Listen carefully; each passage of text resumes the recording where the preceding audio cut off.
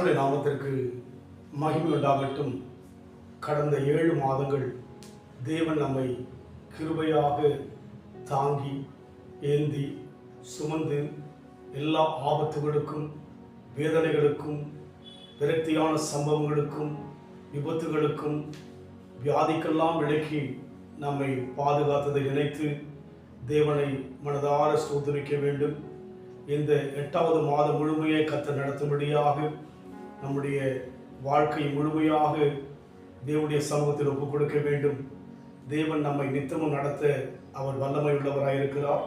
இந்த வரையிலும் கூட 2 நாளாகவும் 32ஆம் அதிகாரம் 24ஆம் வசனத்துடைய பின்பகுதியை வாசிக்க நாம் பார்ப்போம். கர்த்தரை நோக்கி ஜெபம் பண்ணும்போது அவர் அவனுக்கு வாக்குத்தத்தம் பண்ணி அவனுக்கு ஒரு அற்புதத்தை கட்டளையிட்டார். எசேக்கியா ராஜாவை குறித்தான ஒரு காரியம், அற்புதத்தை கட்டளையிட்டார். எசேக்கியா ராஜா மரண வேதனையினால் வியாதிப்பட்டு மரணத்தினுடைய தருவாயில் இருக்கின்ற போது அவன் கர்த்தரை நோக்கி ஜெபித்த போது ஆண்டவர் வாக்குத்தத்தம் பண்ணி அவனுக்கு அற்புதத்தை கட்டளையிட்டார். இந்த 8வது மாதம் கூட உங்கள் ஜெபத்தை கர்த்தர் கேட்டு வாக்குத்தத்தத்தை கொடுத்து அற்புதம் செய்ய அவர் ஆயத்தம் உள்ளவராய், அவர் ஆசை உள்ளவராய் இருக்கிறார்.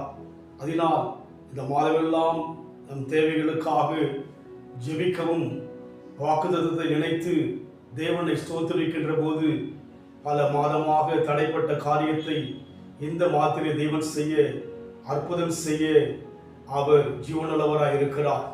இந்த ஆகஸ்ட் மாதம் 8வது மாதம் ஒரு அற்புதமான மாதமாக இருக்கும். அற்புதத்தை நீங்கள் காணப்போகிறீர்கள். காரணம், நம் தேவன் அற்புத அதிசயமான தேவன், ஜெபத்தை கேட்கிறவர், வாக்குத்தத்தம் பண்ணியிருக்கிறார். உங்கள் ஒவ்வொருவருக்கும் தேவன் வாக்குத்தத்தம் பண்ணியிருக்கிறபடியினாலே அதை நிறைவேற்றுவார், அற்புதம் செய்வார். தொடர்ந்து நாம் தேவனையே சார்ந்து வாழ முழுமை ஒப்புக் கொடுப்போம்.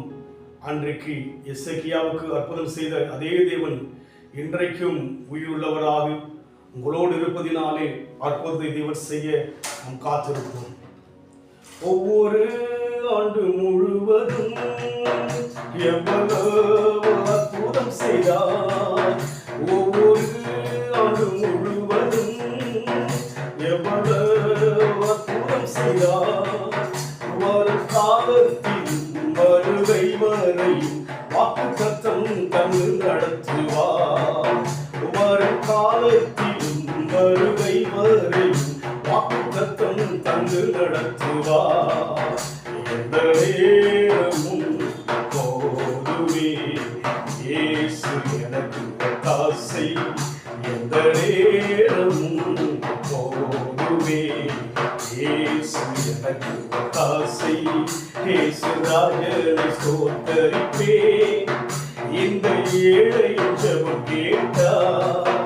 இயேசு ராஜனை ஸ்தோத்தரிப்பேன், இந்த ஏழையின் ஜெபம் கேட்டார். இந்த நேரமும் போதுமே இயேசு எனக்கு ஒத்தாசை.